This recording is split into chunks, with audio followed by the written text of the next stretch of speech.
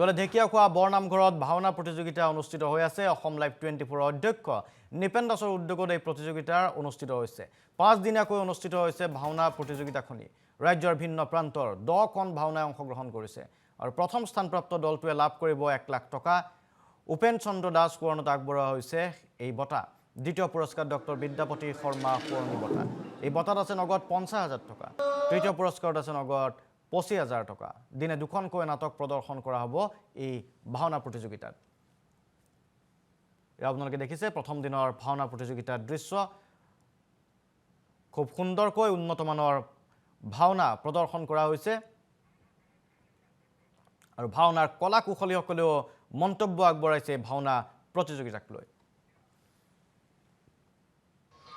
আসলে খুবেই ভাল লগা কথা। আজি সমাজত ভাওনাৰ প্ৰাধান্য দি পেলাই প্ৰত্যেকজন ব্যক্তি আসলে গতিশীল ধাৱমান হৈছে আৰু আপোনালোকৰ চেনেলক মই বিশেষভাৱে ধন্যবাদ দিব লাগিব, কাৰণ যিটো মোৰ অনাগত দিনত কেইদিনমানৰ আগতে মই এটি ভিডিঅ' ভাইৰেল হৈছিলে।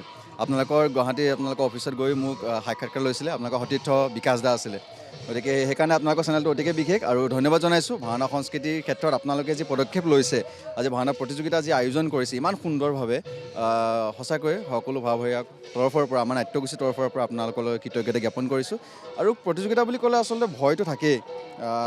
ভয়টো আচলতে সেইটো ভয় নহয়, ভয় আচলতে আধ্যাত্মিকতাৰ ক্ষেত্ৰত। ক'ৰবাত কিজানি ভুল হৈ যাব নেকি, ক'ৰবাত কি, তাৰ ভিতৰুৱা এইবিলাক আৰু জাজে জানিব। কিন্তু আমি আহিছোঁ প্ৰতিদ্বন্দ্বী হিচাপে, যিহেতু প্ৰতিযোগিতা কৰিবলৈ আহিছোঁ, নিশ্চয় প্ৰতিদ্বন্দ্বী হৈয়ে আহিছোঁ। তথাপিতো ভগৱানে কৰ্ম কৰি আছোঁ, গতিকে যিমান পাৰোঁ চেষ্টা কৰিম, সাত্বিকতা অৱলম্বন কৰি পেলাই নিজৰ চৰিত্ৰভাগ উপস্থাপন কৰিবলৈ চেষ্টা কৰিম। শান্ত হোৱা মুখজনখন, জানকীৰ জয়ধ্বনি আৰু নাই প্ৰয়োজন। সীতা মই চনম দুখনি, অযোধ্যাৰ ৰাজভোগ লিখা নাই বিধাতাই মোৰ কপালত। মোৰ প্ৰতি বিধি হ'ল বাম, মই সাত্ৰীয়া মাতৃ সাগৰ শুকাল, মানিক লোকাল। যিৰামৰ বাবে 14 বছৰ বনবাস ললোশীৰ পাতি। সেই ৰামে এদিন সতীত্বৰ ওপৰত সন্দেহ কৰি কৰিছিল অগ্নি পৰীক্ষা সমুদ্ৰৰ তীৰত। সিদিনাই আছিল মোৰ মৰণেৰে কাম্য, কিন্তু ৰঘুবংশধৰ লৱ আৰু কুশ আছিল মোৰেই গৰ্ভত। সেইবাবে আজিও ৰাখিছোঁ এই ঘৃণিত জীৱন। কিন্তু কিয়, কিবা দুখ মোৰ, কিবা ভুল মোৰ, কিয়। ইফালে ঢেকিয়াখোৱা বৰনামঘৰত ভাওনা প্ৰতিযোগিতা অনুষ্ঠিত হৈ আছে। অসম লাইভ 24 অধ্যক্ষ নিপেন দাসৰ উদ্যোগত এই প্ৰতিযোগিতাৰ অনুষ্ঠিত হৈছে। 5 দিনীয়াকৈ অনুষ্ঠিত হৈছে ভাওনা প্ৰতিযোগিতাখনি। ৰাজ্যৰ ভিন্ন প্ৰান্তৰ 10খন ভাওনাই অংশগ্ৰহণ কৰিছে আৰু প্ৰথম স্থানপ্ৰাপ্ত দলটোৱে লাভ কৰিব 1 লাখ টকা। উপেন চন্দ্ৰ দাস সোঁৱৰণত আগবঢ়োৱা হৈছে এই বঁটা।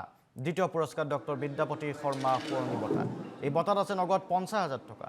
তৃতীয় পুৰস্কাৰত আছে নগদ 25,000 টকা। দিনে দুখনকৈ নাটক প্ৰদৰ্শন কৰা হ'ব এই ভাওনা প্ৰতিযোগিতাত। আপোনালোকে দেখিছে প্ৰথম দিনৰ ভাওনা প্ৰতিযোগিতাৰ দৃশ্য। খুব সুন্দৰকৈ উন্নতমানৰ ভাওনা প্ৰদৰ্শন কৰা হৈছে আৰু ভাওনাৰ কলা কুশলীসকলেও মন্তব্য আগবঢ়াইছে ভাওনা প্ৰতিযোগিতাক লৈ। আচলতে খুবেই ভাল লগা কথা। আজি সমাজত ভাওনাৰ প্ৰাধান্য দি পেলাই প্ৰত্যেকজন ব্যক্তি আসলে গতিশীল ধাৱমান হৈছে আৰু আপোনালোকৰ চেনেলক মই বিশেষভাৱে ধন্যবাদ দিব লাগিব, কাৰণ যিটো মোৰ অনাগত দিনত কেইদিনমানৰ আগতে মই এটি ভিডিঅ' ভাইৰেল হৈছিলে। আপোনালোকৰ গুৱাহাটী আপোনালোকৰ অফিচত গৈ মোক সাক্ষাৎকাৰ লৈছিলে আপোনালোকৰ সতীৰ্থ বিকাশ দা আছিলে। গতিকে সেইকাৰণে আপোনালোকৰ চেনেলটো অতিকে বিশেষ আৰু ধন্যবাদ জনাইছোঁ। ভাওনা সংস্কৃতিৰ ক্ষেত্ৰত আপোনালোকে যি পদক্ষেপ লৈছে, আজি ভাওনা প্ৰতিযোগিতা যি আয়োজন কৰিছে ইমান সুন্দৰভাৱে, সঁচাকৈ সকলো ভাৱৰীয়াৰ তৰফৰ পৰা, আমাৰ নাট্যগোষ্ঠীৰ তৰফৰ পৰা আপোনালোকলৈ কৃতজ্ঞতা জ্ঞাপন কৰিছোঁ। আৰু প্ৰতিযোগিতা বুলি ক'লে আচলতে ভয়টো থাকেই। ভয়টো আচলতে সেইটো ভয় নহয়, ভয় আচলতে আধ্যাত্মিকতাৰ ক্ষেত্ৰত। ক'ৰবাত কিজানি ভুল হৈ যাব নেকি, ক'ৰবাত কি, তাৰ ভিতৰুৱা এইবিলাক আৰু জাজে জানিব। কিন্তু আমি আহিছোঁ প্ৰতিদ্বন্দ্বী হিচাপে, যিহেতু প্ৰতিযোগিতা কৰিবলৈ আহিছোঁ, নিশ্চয় প্ৰতিদ্বন্দ্বী হৈয়ে আহিছোঁ। তথাপিতো ভগৱানে কৰ্ম কৰি আছোঁ, গতিকে যিমান পাৰোঁ চেষ্টা কৰিম, সাত্বিকতা অৱলম্বন কৰি পেলাই নিজৰ চৰিত্ৰভাগ উপস্থাপন কৰিবলৈ চেষ্টা কৰিম। শান্ত হোৱা মুখজনখন, জানকীৰ জয়ধ্বনি আৰু নাই প্ৰয়োজন। সীতা মই চনম দুখনি, অযোধ্যাৰ ৰাজভোগ লিখা নাই বিধাতাই মোৰ কপালত। মোৰ প্ৰতি বিধি হ'ল বাম, মই সাত্ৰীয়া মাতৃ সাগৰ শুকাল, মানিক লোকাল।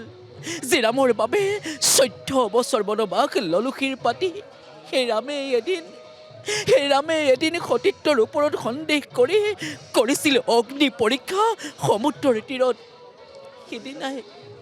সিদিনাই আছিল মোৰ মৰণেৰে কাম্য, কিন্তু ৰঘুবংশধৰ লৱ আৰু কুশ আছিল মোৰ এই গৰ্ভত। সেইবাবে আজিও ৰাখিছোঁ এই ঘৃণিত জীৱন। কিন্তু কিবা দুখ মোৰ, কিবা ভুল মোৰ, কিয়